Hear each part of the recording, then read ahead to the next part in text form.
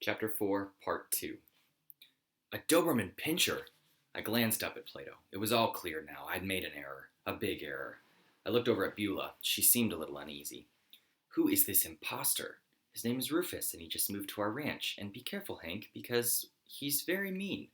What happened to Plato? He's back at the ranch, and afraid to come out of the post pile because of Rufus. Rufus took over from there. He kind of had a nasty, deep voice. Because I whip him on sight. It's my ranch now, and I don't like bird dogs, and I don't like cow dogs with scabby noses and crossed eyes. Anything to say about that? I gave it some thought. Those teeth were awful big and awful sharp. Well, I figure there's room in this world for differences of opinion. Just so happens that I don't care a whole lot for Doberman Pinschers, so I guess we're about even. I always heard that cow dogs had a yellow streak. I bristled at that, and it must have worried Beulah. Hank, don't pay any attention to him. He's just a bully. Don't let him get you into a fight. That's what he wants. She had a point there. All right, Beulah. For you, I'll let it go. Come on, Drover, we've got work to do.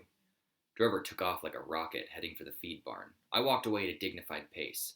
But then I heard Rufus snarl. You got a big mouth, Beulah. When I want your opinion, I'll ask for it. My opinion is that you're a brute. I wish you'd never come to the ranch. Well, you better get used to it, because I'm the main man now. I stopped. Keep your paws off me, you animal. Oh, come on. She slapped Rufus in the face. You shouldn't have done that, Beulah. You just shouldn't have done that. I turned around.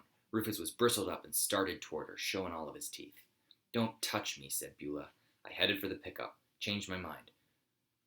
I don't think I like your attitude, Rufus, so why don't you climb down here, and I'll give you a kiss you won't forget. He stopped and stared at me. You don't know what you're asking for, Cowdog. Just a fair chance to take you apart. He jumped to the ground and faced me. When you go against a Doberman, there is no fair chance. Just bad, worse, and disastrous.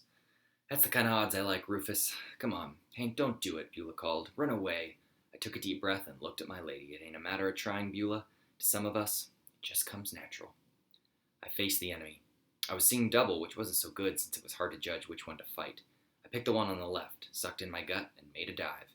It was the wrong one. I took a ferocious bite out of the blue sky, and while I was in the air, Rufus got me, and I can't finish the story.